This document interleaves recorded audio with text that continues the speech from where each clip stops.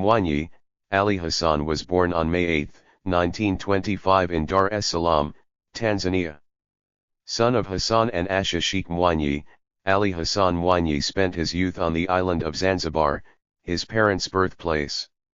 He acquired a diploma from the University of Adult Education, Dublin, England between 1954 to 56. Han Mwinyi is a teacher by profession. He taught at Mangapwani and Primary Primary Schools in Zanzibar. Further, Han Mwinyi possesses a Certificate of Excellence in English Language obtained at the Institute of Regent, England in 1960 and a Certificate of Excellence in Arabic Language he obtained at Cairo, Egypt in 1972-74. Han Ali Hassan Mwinyi joined Afro-Shiraz Party, ASP, in 1964 and held different positions for the government of Zanzibar and United Republic of Tanzania, such as Permanent Secretary in the Ministry of Education of Zanzibar in 1963. In 1970 he was Minister of State in the President's Office of the United Republic of Tanzania, and between 1982-83 he was Minister of Health, Home Affairs, Natural Resources, and Ambassador of the United Republic of Tanzania in Egypt from 1977 to 1982. In 1983 he was appointed Minister of State in Vice President's Office, and in 1984 he was elected the President of Zanzibar and Vice President of the United Republic of Tanzania. This section presents you with some speeches he delivered during his leadership. Mwinyi, a devout Muslim, was born in 1925 on the mainland, but his family moved to the island of Zanzibar when he was very young. He entered politics in 1963, leaving his post as principal of the Zanzibar Teacher Training College to become permanent secretary to the Minister of Education in Zanzibar. In 1970 he was appointed to the Tanzanian cabinet as Minister of State in the President's Office. He held various government posts in succeeding years, including Minister of Health and Home Affairs, 1982-83, and Minister of Natural Resources and Tourism, 1982-83. He also served as ambassador to Egypt for 5 years. In April 1984, Mwinyi was elected President of Zanzibar and Chairman of the Zanzibar Revolutionary Council. Later that year he was also elected as Vice Chairman of the ruling party, CCM. In May 1984, the National Executive Committee, NEC, of CCM proceeded with proposals to change the constitution, reviving the system of 2 vice presidents that had lapsed in 1977. Under this system, the President of Tanzania appoints 2 vice presidents. Born on May 8, 1925, in Kivure, Tanganyika, raised in Zanzibar, which joined with Tanganyika in 1964 to form Tanzania. Education, trained to be a teacher. Religion, Muslim. Began professional life as a teacher, became principal at the Zanzibar Teacher Training College.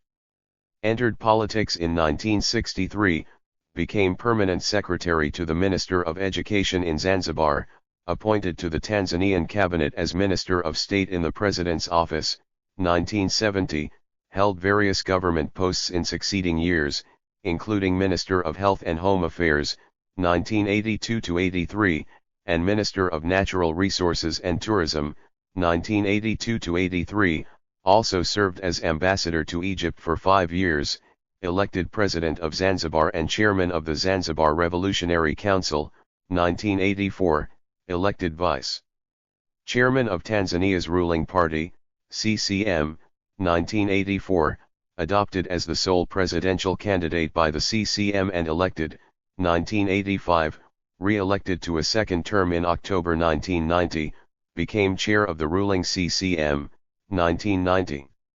One being the President of Zanzibar and the other the Prime Minister of the Tanzanian government. When Mwinyi was elected President of Zanzibar, he also became Nyerere's Vice President.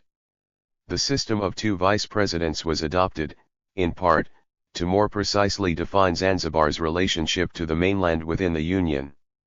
It was hoped that the system would help put an end to secessionist tendencies in Zanzibar, and the constitutional change also consolidated Mwinyi's political position. The complete integration of Zanzibar into the mainland was one of Nyerere's primary goals. As President of Zanzibar, 1984–85, Mwinyi helped maintain Zanzibar's tenuous link to the mainland at a time when Tanzania's pervasive economic problems caused the islands to question the value of the Union.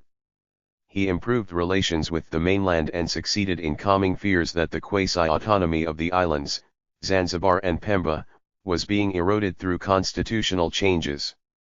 Mwinyi succeeded Zanzibar's President Jumbe, who was forced to resign to take responsibility for the growth of secessionist sentiments in Zanzibar. Mwinyi had been Jumbe's Minister of State and was considered a moderate.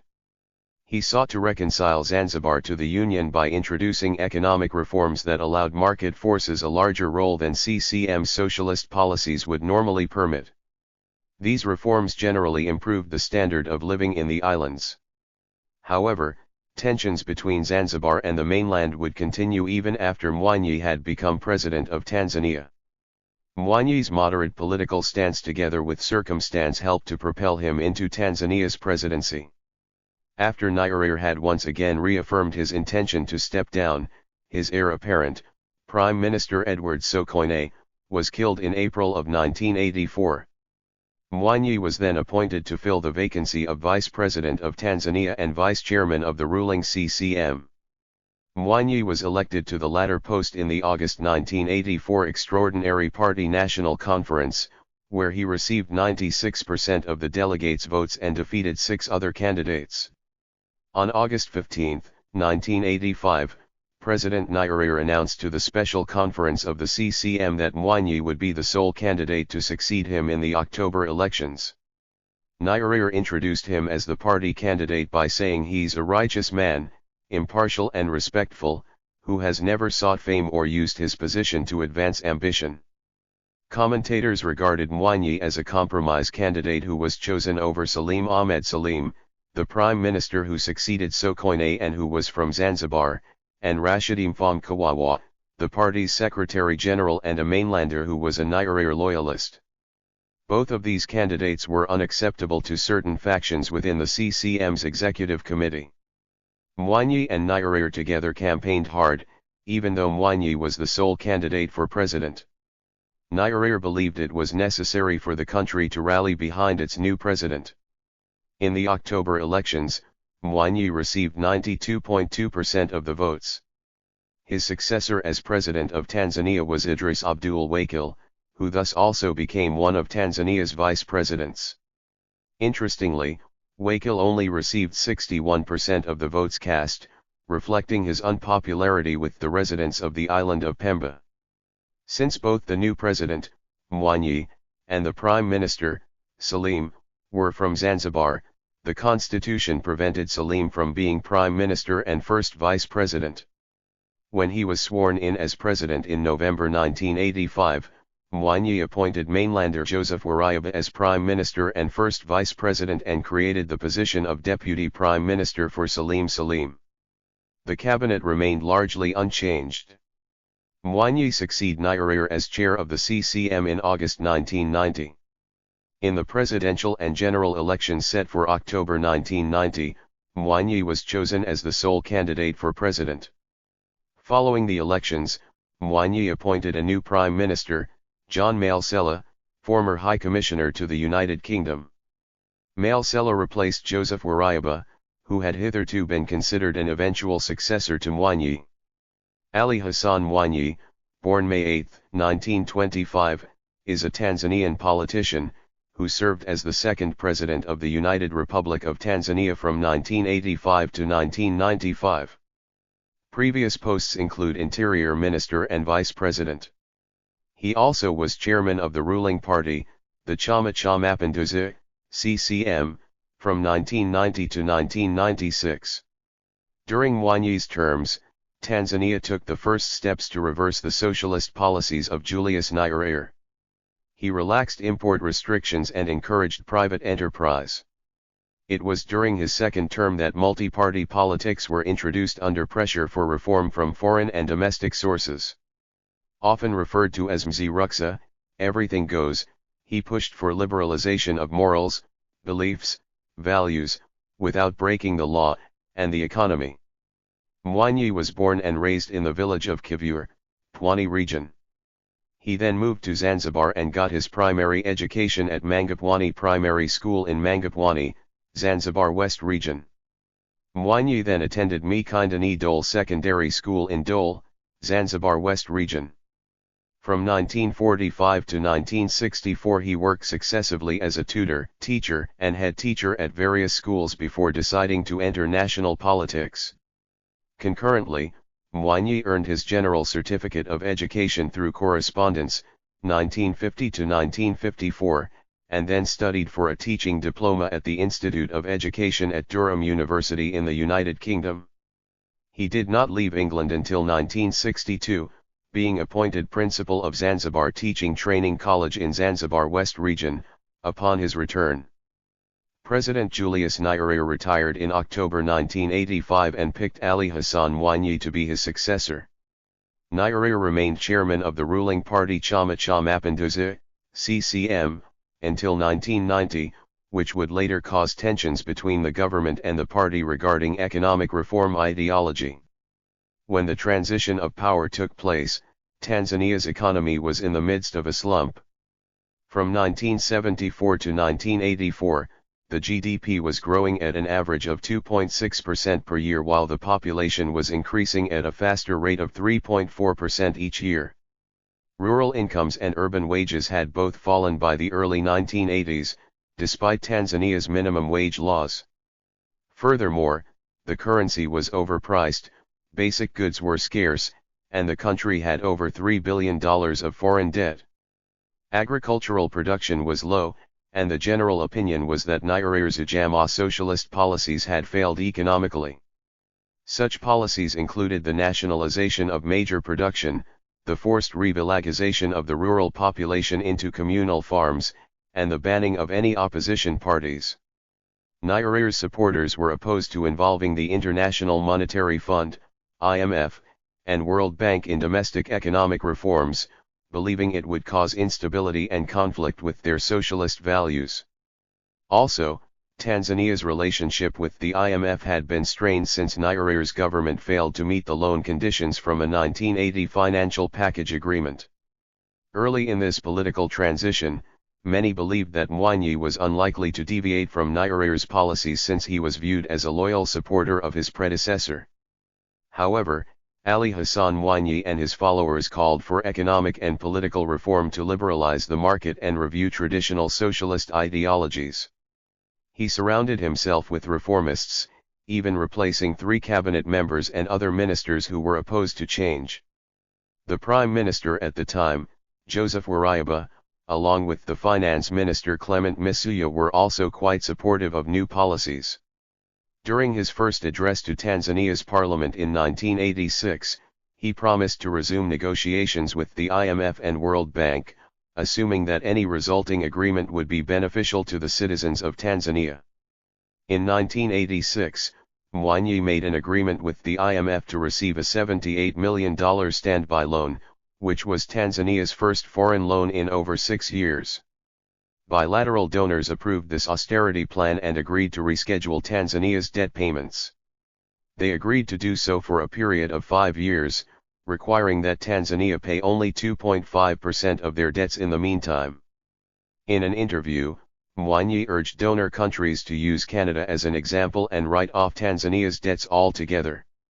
If this request wasn't possible, he asked instead for a minimum of 10 years to pay off loans, but said that 20 to 25 years was a more ideal range. He predicted that by this time, the country's economy would be recovered and they would be in a position to repay their debts without it hurting them. In the same interview, he also asked aid donors for lower interest rates. Mwinyi claimed that his negotiations with the IMF were on behalf of the people. For example, he agreed to the fund's request that he decrease the number of public institutions, but only when doing so was necessary and could be done gradually. Furthermore, he declined their recommendation to freeze pay raises within the government and to cut free public services. The following year, Mwinyi negotiated Tanzania's first structural adjustment facility, SAF, with the IMF, followed by subsequent agreements in 1988 and again in 1990. In addition to these developments, the World Bank provided structural adjustment credits for reforms in the agricultural, industrial, and financial sectors. In 1989, President Mwinyi began the second phases of his reform program with the intention of reforming social sectors, specifically by increasing government spending on education. In 1991, the first stages of the transition towards multipartyism began when Mwinyi appointed Chief Justice Francis Nyalali to lead a commission to gauge the amount of popular support for the current single-party system. This commission submitted their report to the President in 1992, recommending that the government transition into a multi-party system. They made this recommendation despite the fact that only 21% out of the 36,299 Tanzanians who were interviewed favored this change. However, 55% of the 77% who supported the current system were in favor of some sort of reform. Justice Nyalali pointed to 20 specific laws that were in need of revision in order to comply with the requirements of a multi-party system. Mwinyi supported their recommendation and the CCM Extraordinary National Party Conference ratified changes through constitutional amendments in February 1992. However, not all 20 of these laws were revised, including the controversial Preventative Detention Act that was left over from colonial times. During the years of Julius Nyerere's presidency, corruption was viewed as a sort of oppression that undermined Tanzania's egalitarian values. But, reports of corruption increased along with the state's economic influence. Under Mwinyi's presidency, corrupt practices worsened under his economically liberal policies. It became so endemic that some donors froze aid in 1994 in response. During the first multi-party election in 1995, the opposition parties used the people's resentments towards the ongoing corruption as political fuel. However, the CCM candidate Benjamin Mkapa was also able to use corruption in his favor, as he was viewed as untainted by any of the corruption scandals that marred the Mwinyi administration. In early 1995, the well-known company Mohammed Enterprises was accused of allegedly distributing food that was unfit for consumption.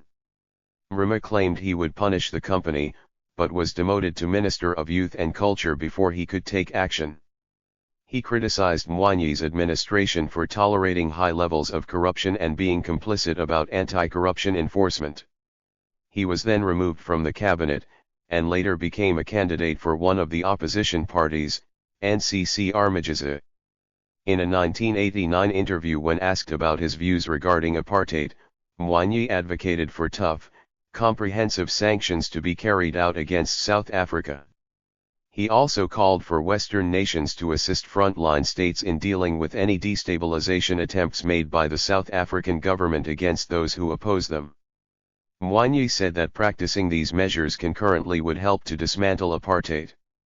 He called the Reagan administration's hesitance to enact tougher sanctions a stumbling block, and expressed his hope that future American leaders would take more action against South Africa's regime. Ali Hassan Mwinyi married Sidi Mwinyi in 1960, with whom he has 6 sons and 6 daughters. In retirement, Ali Hassan Mwinyi has stayed out of the limelight and continues to live in Dar es Salaam. Honors and Awards. Order Country Year. Order of Mwalimu Julius Kambarage Nyerere Tanzania 2011. Awards. King Faisal Prize of Saudi Arabia for Service to Islam in 2022. 15. Honorary degrees. University Country Degree Year. The Open University of Tanzania Tanzania Doctor of Letters 2012. The East African University Kenya Doctor of Philosophy in Business Management 2013. Legacy and Eponyms. Ali Hassan Mwinyi Road, one of the major roads in Dar es Salaam. Ali Hassan Mwinyi Stadium, Tabora. Schools. The Ali Hassan Mwinyi Islamic Secondary School in Tabora Region. The Mwinyi Secondary School in Pwani Region. The Ali Hassan Mwinyi Elite School Dar es Salaam Region. Thank you for watching this video.